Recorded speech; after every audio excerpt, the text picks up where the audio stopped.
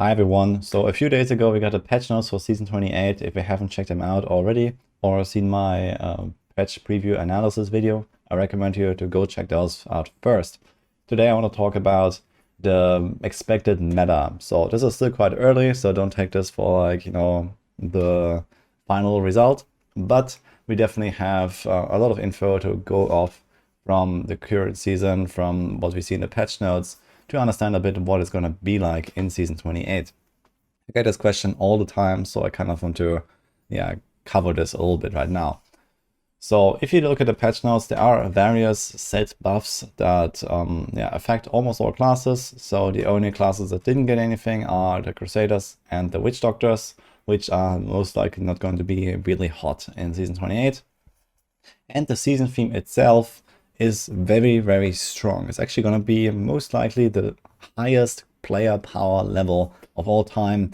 And that's even including Season 25, which was already ridiculous with the soul shards. So this season theme that we have is simply extremely powerful. If you look at those various bonuses here, you get damage, damage reduction, more damage, even more damage, and extra damage. And a bunch of extra stuff like CC immunity, resource on crit, pass ability, some dodge. So in general, just the combined stats of these bonuses here give you a lot of extra power, like in the range of something like 4 to 5 tiers for every single build, plus various quality of life things, plus you're going to be tankier, plus you get something like movement speed even, which is kind of hard to quantify in like greater rift tiers, but it also has a bit of an advantage.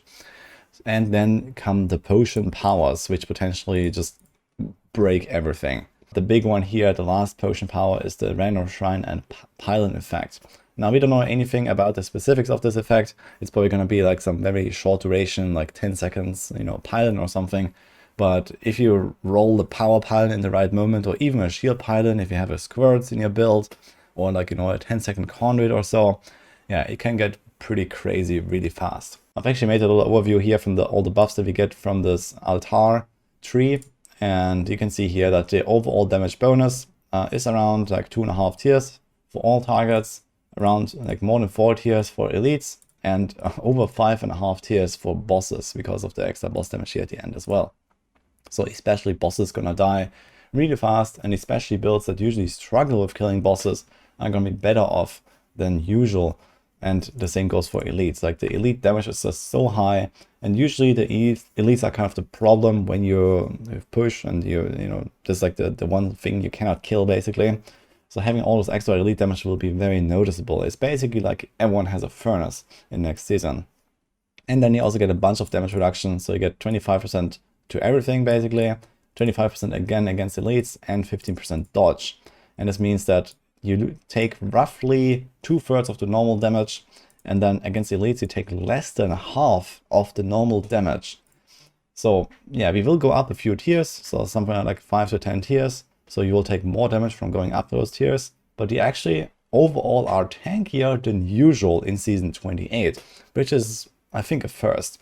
Like usually every single season theme just buffs our damage and we go higher tiers and everyone becomes squishier. But this time we actually become tankier, which is kind of an interesting scenario. And this also means that certain builds will profit more from this. In particular, some of those that are already quite strong. So if you look at our solo tier list right now from Season 28, in fact, the non-seasonal tier list is the one that we want to look at here. So we have that here. Because this season theme mostly affects most builds equally compared to Season 27, where we had sanctified effects that were somewhere between 0 buff to 16 tiers buff, depending on the build, because they only work for certain skills, and in some cases didn't do anything. And some builds benefit a little bit more than others because of this resource effect, because maybe they are extremely squishy, and I just explained, you get a lot of toughness next time. And maybe also because we're going to reach GR 150 with a lot of builds next season because of the super high power level. And at that point, when you kind of go from push mode to time attack mode, yeah, certain builds also profit more or less from such a fast-paced scenario instead of this 15-minute push run. But in general, our non-seasonal solo tier list here is going to be a pretty good indicator of what it's going to look like. And then we add the item changes on the patch notes. So we can start, for example, with the Barbarian. Here we have the Frenzy set. So Frenzy right now is, I think, some B tier build, and it's somewhere down here, Savage Frenzy. And this buffs it by ×2, and ×2 is, yeah, roughly like +5 tiers or so. So it will most likely just move up from B to A tier. Nothing really crazy. I expect it's going to be a kind of fine solo farming build for Barbs in particular. So if you don't like Raekor, which right now is the top dog on the class, then Frenzy might be a good alternative. And I don't really expect that people would really be effective anymore with Waste. Waste was already outdated as hell, and people only played it because they loved it. And I think now is really the time to move on here. So you either play Raekor or Frenzy, in my opinion. Then we have the Demon Hunter stuff. Okay, so Natalya we have to see on the PTR. Right now we can't really say anything about that. What we can say is that all the Natalya builds that exist right now will die. So Natalya Fan of Knives is gone, N6 M4 is gone, N6 God 4 is gone, N6 Rapid Fire. So all these builds are gonna be gone, and we're gonna get Natalya Spike Traps instead. It's a new build, so we can expect it's most likely gonna land somewhere in S tier, because that's usually how it goes with new builds. And yeah, we'll see how it will perform. But for now, yeah, I would expect this to be very powerful and probably beating Marauder Sentry DH, which is also one of the better builds in the game right now.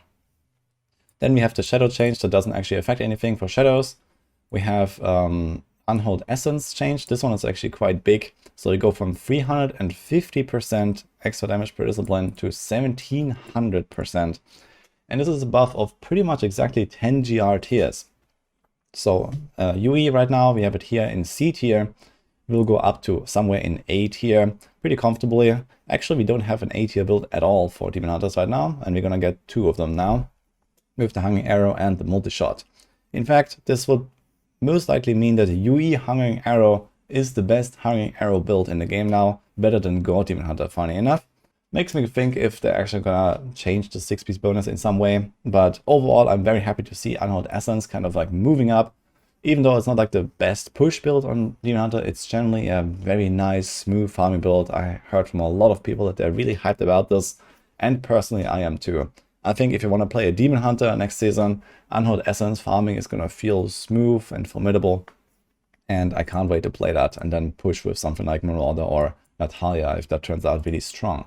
Next up, we have the Monk. So for the Monk, we don't really get that much, but we have the POJ change and some raiment changes. So let's start with the POJ. It goes from 15,000% to 20,000%.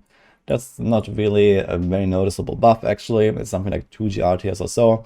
So POJ is probably just gonna stay where it is. Should be somewhere in A tier. Yeah, here is POJ Tempest Rush.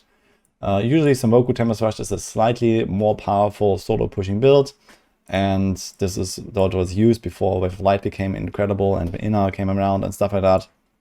And now they're gonna be kind of even, so they're both gonna stay around here in A tier. Pretty solid builds, but we have Wave of Light. Wave of Light didn't get a nerf, and Wave of Light also kind of profits a lot from the season theme in Season 28, with being a rather squishy build and with being a build that requires resources. Those are the 2 extra bonuses, basically, that go beyond the pure damage buffs apply to this build. So Wave of Light is gonna stay really strong, probably not like the best build, but definitely up there in S tier, I believe. Then you have this Raiment buff. This doesn't really do anything, so yeah, it helps with like the clunkiness of the build. It mostly helps Inner Raiment combo. So for Bounty, for T16, etc., you're gonna make that build. It's gonna be like the best farming build in the game for T16 stuff, because this is so easy to set up now with the 25 spirit cost.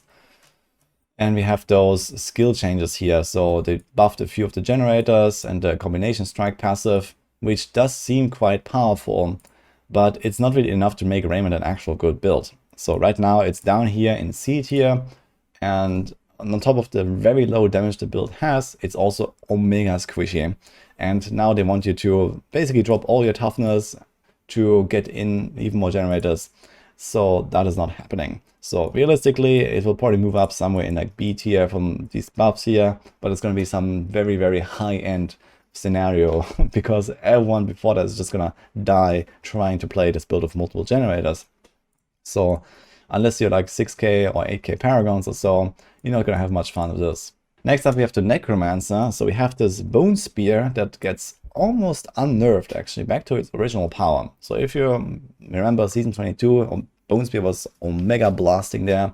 This was back before Firebirds, back before Innas, back before Wave of Light, etc. But it was a really powerful build, and it's going to be almost back to its original. The original was 10,000% with the triple effect. And this buff in general is also really massive. So we get roughly like, yeah, 2.5 tiers or so from this, and then we get something like 7 tiers on this. So yeah, it's like a 9-tier buff or something like that.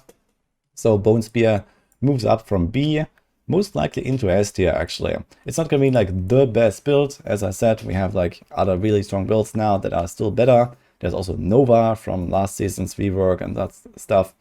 But Bone Spear is gonna be great. It's kind of filling the missing niche on a Necromancer, which is solo farming. And it also benefits quite a lot from the season theme with this extra resource on crit. So resource on crit on Bone Spear will definitely help. You can just like spam away and you don't have to worry about anything.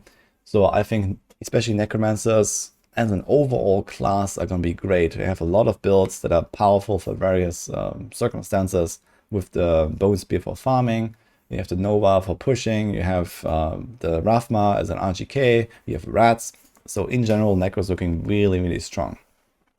And then we have the Wizard with the Typhon rework. So Typhon, yeah, again, gets roughly a 5-tier buff or so. So it's kind of an okay build here. It's like somewhere in B tier. And then we'll move up to A tier, and it's going to join all these other A tier builds here. It's actually kind of interesting to see that Wizard is the overall most balanced class, actually. So if we discount Tarasha's Frozen Orb, which is not really a thing anymore, there's only DMO, which is, yeah, not here, basically, or above. And Wizard is going to be fine, basically.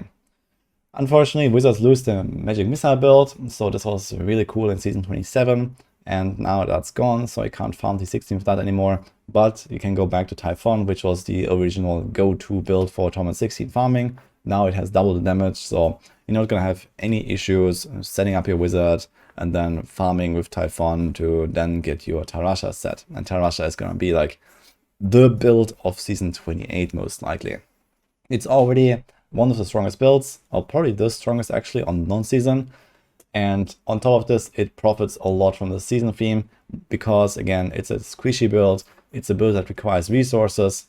So again, we have these bonuses here that benefit Tarasha in particular much more than most other builds, on top of it being already extremely powerful.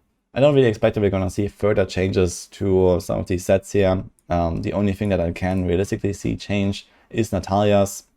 Everything else I just expect to stay as it is in the patch notes. And this means also no Crusader buffs, no Witch Doctor buffs.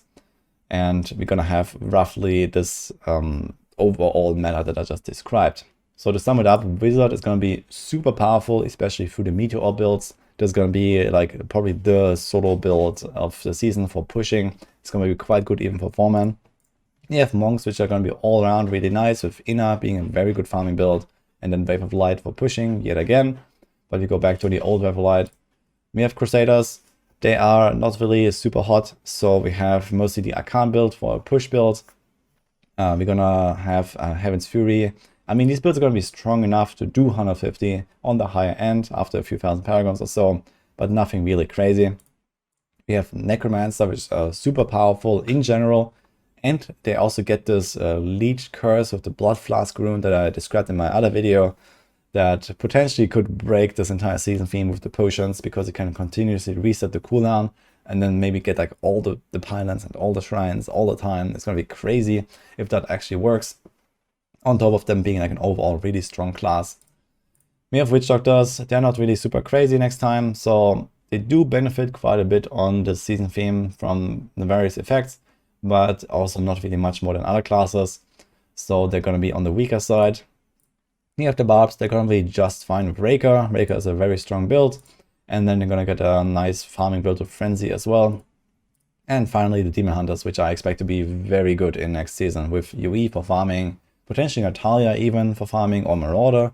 So those builds are also going to be quite good. And then Natalya most likely ending up a very, very powerful build in S tier as well. One thing though, if you're really planning to play Crusader or Witch Doctor, the season is most likely still going to feel pretty great because of all the buffs that you're getting. And personally, I expect that every single class will have a 150 clear solo by the end of the first week of the season. So this is just how high the power level is, and that includes Crusaders and Witch Doctors as well. Potentially, we might even see some crazy stuff like literally Paragon 0, 150 clears of Meteor or Nova, and these kind of things. Obviously, this will be like a very challenging try, and you need good gear for that. But technically, I don't think you actually need any of the power gains from Paragons. So this is what I'm saying. When it comes to group play, it's gonna look probably very similar to what we have seen in Season 27. So we mostly saw the double Necro on performance leaderboards with Nova plus Rathma as the RGK. I kind of expect that this combo is gonna be like the overall best combo again. There is a chance again for Meteor, simply because of its really high power level. You can play this Bazooka Wizard, or maybe even without Archon, you can just like throw meteors and destroy everything. Remains to be seen what is going to be like the better option here as a trash killer. And potentially we might get some Natalya action going here. So if Natalya turns out to be a very powerful build, that might also be something that we'll play here. But in general, on the higher end, people are going to start farming GR 150s in 4-man in no time and no problem. So even like 2 or 3 weeks into the season, you're probably going to see some insane, like, 3-minute clears or something like that on 150s. So it's going to be very accessible to push to the highest tiers in Season 28 with the high power level.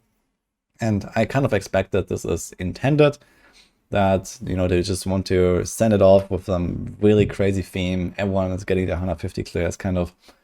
And yeah, if you just take like some of these like S-tier builds and maybe some of the easier ones, I guess a lot of people will be able to clear their first 150, either in groups or in solo.